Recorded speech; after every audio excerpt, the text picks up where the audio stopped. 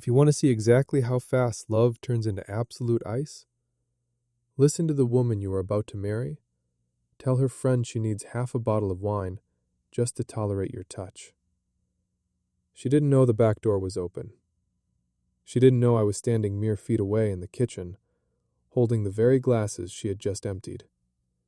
And she certainly didn't know that by the next morning, I would cancel our wedding, repossess the luxury car she drove, and erase her from my life with the exact same boring precision she was currently laughing at.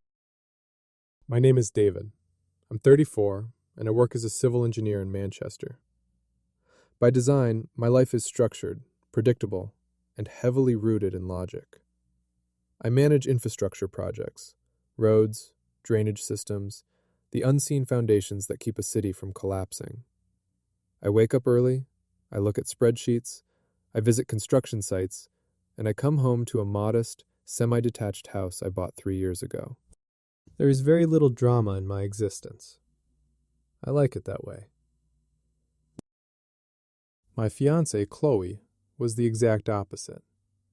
She was 32, an estate agent for a high-end regional property firm. If my life was the foundation, hers was the flashy penthouse suite. She spent her days doing viewings, chasing lucrative listings, and aggressively networking. She had a sharp, magnetic personality, always comfortable being the loudest and most captivating person in any room.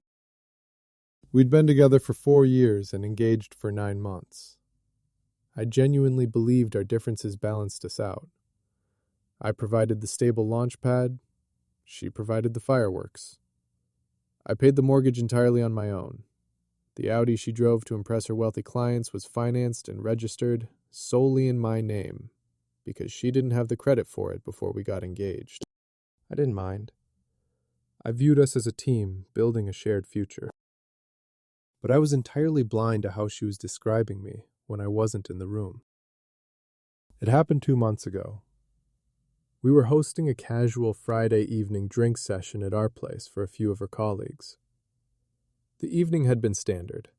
Loud laughter, gossiping about rival agencies, the usual performance. Around 10 p.m., I stepped into the kitchen to clean up the empty glasses. They were out on the patio. The back door was cracked open to let the summer breeze in. I wasn't eavesdropping. I didn't need to. Chloe's voice carried naturally. One of her friends asked her a question about wedding nerves, specifically about the physical intimacy of a lifelong commitment.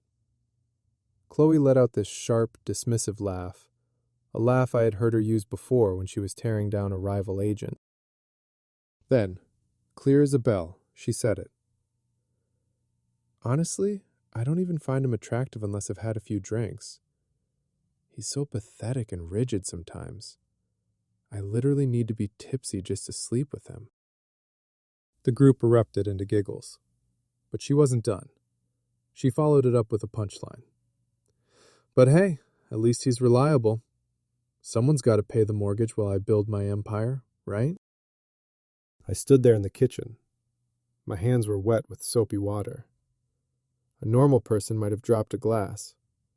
A normal person might have stormed out there, screaming, crying, demanding an explanation, making a massive scene in front of her friends. I didn't do any of that. My engineering brain kicked in.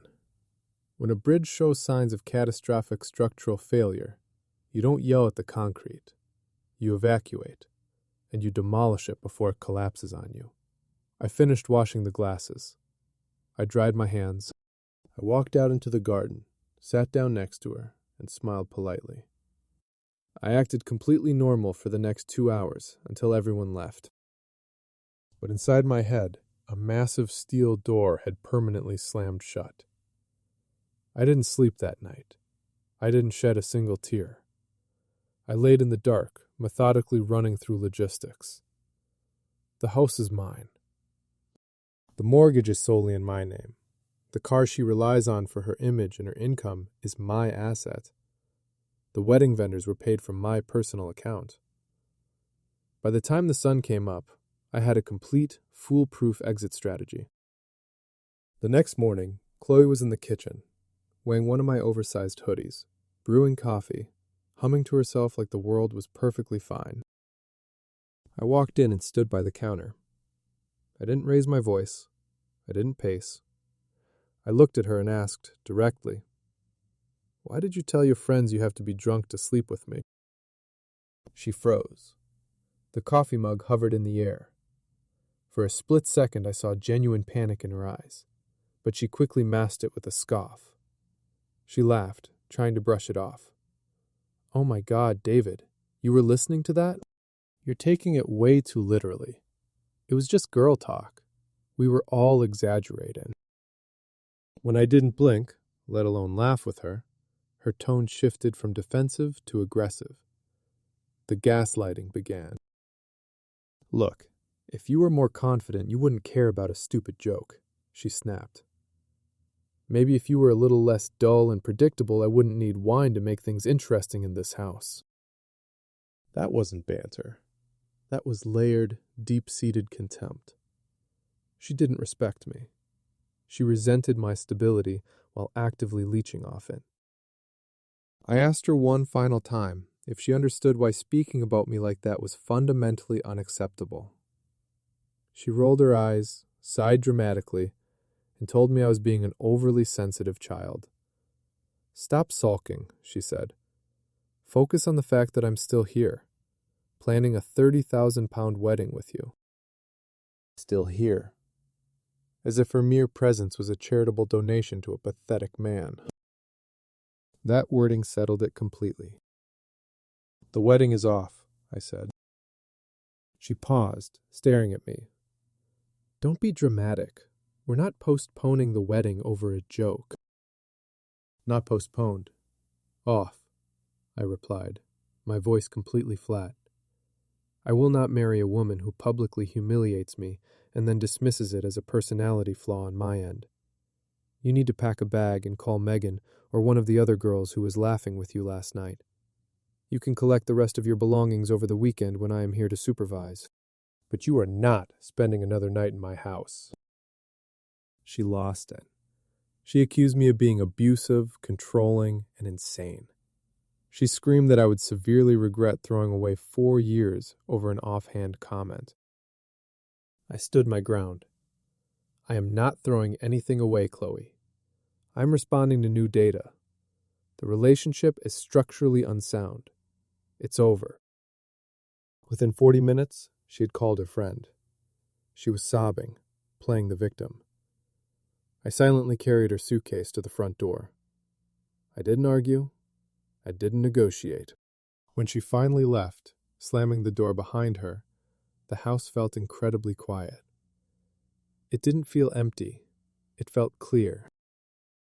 The first steps I took weren't emotional. They were purely administrative. By noon, I had emailed the venue, the caterers, and the florist to cancel the wedding. Because I acted so swiftly, we were still within the partial refund window. I recovered about 60% of the massive deposit. The photographer kept his retainer. I considered it a cheap fee for escaping a lifetime of misery.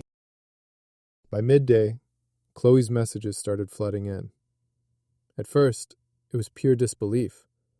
She'd gotten an alert about the venue cancellation. She demanded I stop humiliating her in front of vendors. I replied with exactly one text. "I will not move forward with a marriage where I am openly disrespected. Do not contact me about the wedding again." By late afternoon, she tried a new tactic. Threats. She texted that if I embarrassed her by telling people the truth about what she said, she would make sure everyone in our social circle knew how insecure, fragile, and pathetic I truly was. That threat only confirmed I had made the absolute right call. Saturday rolled around. She came to collect the rest of her things. I made sure I was present in the room the entire time. Not to intimidate her, but to prevent any future legal claims that I had withheld her property. She packed mostly designer clothes, expensive cosmetics, and a few decorative items. Then, we walked outside. The black Audi was gleaming on the driveway. She reached into her purse and pulled out her key, moving toward the driver's side. "I need the spare key from you," she said, not looking at me. "I have my gym bag in the trunk." I handed her the spare key. She opened the trunk, grabbed her bag, and then I stepped forward. "Leave both keys on the hood," I said calmly. "The car is staying." She whipped around, looking at me like I had just slapped her in the face. "Excuse me? I need this car for work. I have 3 high-end viewings on Monday. The finance agreement, the insurance liability, and the registration are entirely in my name," I reminded her. "I allowed you to use it because we were building a life together as partners. That context no longer applies. You can arrange your own vehicle the same way you would have if we had never met." She screamed that I was being a petty, vindictive monster. I looked her dead in the eye. "This isn't pettiness, Chloe. This is asset separation." She ended up having to call an Uber. Watching her load her designer bags into the back of a beat-up Prius was the first time since we got engaged that I felt the suffocating pressure completely lift off my chest. The following weeks were fascinating. I expected a tidal wave of drama, but instead, Chloe focused purely on optics. She flooded her social media with vague, pseudo-philosophical quotes about strong women intimidating weak men and knowing your worth. She posted highly edited photos of herself looking unbothered, sipping cocktails. Mutual friends started reaching out to me, fishing for information. I didn't write paragraphs defending myself. I gave them one simple, consistent sentence. She told her friends she had to be drunk to sleep with me, so I ended the engagement. No embellishment, no anger, just the raw, undeniable fact. The reaction was immediate. You see, the truth has a specific weight to it that lies simply cannot replicate. 2 of her closest friends messaged me privately to say they were shocked she had taken it that far, admitting that she often mocked me behind my back, but they assumed I was fine with being the submissive partner. It confirmed that her disrespect wasn't a drunken mistake. It was a deeply ingrained pattern. While Chloe was busy managing her public relations campaign, reality was catching up to her. Real estate relies heavily on mobility and image. Within 10 days, she texted me, her tone significantly less arrogant. She asked if she could just borrow the Audi for the week, because taking taxis to show £500,000 homes was ruining her professional image and eating her commission alive. I replied, "No. Insurance liability and financial exposure are not things I am willing to revisit with you." Her tone snapped back to anger. She accused me of actively sabotaging her career, complaining that her friend's apartment was cramped and her life was falling apart because I couldn't take a joke. Not once did she offer a genuine apology. Her only concern was her own inconvenience. I stopped replying. Eventually, she called me 6 times in a row, leaving a voice note screaming that no other woman would ever tolerate my coldness. That was the moment I decided my peace was worth more than a front-row seat to her spiral. I blocked her number. I blocked her on every social media platform. I sent one final email stating that any further communication would only be read if it pertained to shared administrative matters. And then I archived the thread. The silence that followed was golden. With the emotional vampire gone from my life, my productivity skyrocketed. I poured my focus into a massive drainage redesign project at work that had been stalled for a year. I stayed late, restructured the budget, and pitched it directly to senior management. They loved it. Within 6 weeks of the breakup, I was offered a promotion to senior project lead, complete with a substantial salary increase and heavy performance bonuses. Word of my promotion traveled fast in our overlapping professional circles. Of course, Chloe heard about it. The emails started slipping into my spam folder. Her tone had completely changed. The arrogance was gone. She wrote long paragraphs saying she missed me, admitting she had been deeply insecure about my stable income while her commissions fluctuated, and confessed she put me down in front of her friends to feel superior. She offered to go to therapy, to quit drinking, to do whatever it took to fix things. I read them, felt absolutely nothing, and deleted them. Success didn't change how she fundamentally viewed me. It only changed her financial incentives. But then, about 2 months after the breakup, the inevitable happened.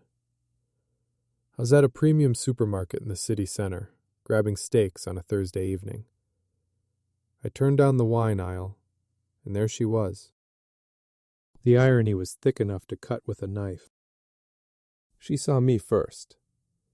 She didn't look defiant or glamorous. She looked exhausted. The polished, untouchable aura was completely gone. We stood there in that heavy silence for a moment before she approached me. "David," she said softly, "I've been hoping to run into you. You haven't been answering my emails." "That was intentional," I said, keeping my posture relaxed but distant. She looked down at her hands. She told me the real estate market had dipped. She couldn't afford a car lease, and she was being forced to move back in with her parents outside the city to survive. She looked me in the eyes and said, "I underestimated how much stability you provided. I got so used to being the center of attention that I started seeing you as just a safety net, someone safe I could step on. I was stupid. I want my life back." There it was, stability, provision, a safety net. She didn't miss me. She missed the infrastructure I provided for her ego. I let her finish. Then I spoke, my voice devoid of any anger or malice. "I believe your apology is genuine this time, Chloe. But it doesn't change anything. Respect is not something I negotiate for after it has been publicly withdrawn. Once I know someone sees me as beneath them, I cannot unhear it. We are done." She asked if there was any scenario, no matter how small, where we could start over. "No," I said. It wasn't a threat. It was a simple fact of physics. She nodded slowly, tears welling up, finally realizing the absolute finality of the situation. "I wish I had understood the consequences of my words earlier," she whispered. I left her standing in the aisle, paid for my groceries, went home, and cooked my dinner in absolute peace. It's been over 6 months now. The house is fully mine. I converted the spare bedroom, which used to be her chaotic walk-in closet, into a proper home office. I sold the Audi, bought a practical, reliable truck, and dumped the extra cash into high-yield investments. I don't think Chloe is an evil villain. I think she is a deeply flawed person who confused my quiet consistency with weakness. She calculated that because I was measured and logical, I would absorb any amount of abuse just to preserve the relationship's structure. She was wrong. Calling off the wedding wasn't a tantrum. It was a structural correction. Marrying her would have legally and financially changed me to a person who viewed me as a utility bill, not a partner. To anyone watching this who is questioning whether their partner's joke was just a joke, ask yourself this one simple question. Would they have said it if they believed, with absolute certainty, that you had the power to walk away immediately? If the answer is no, you already know exactly what you are dealing with. Clarity doesn't need to be loud.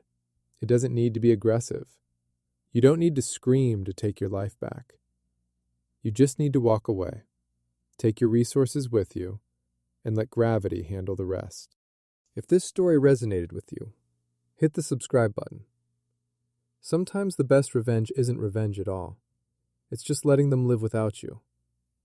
Share your own boundary-setting stories in the comments below. I read every single one. Stay strong.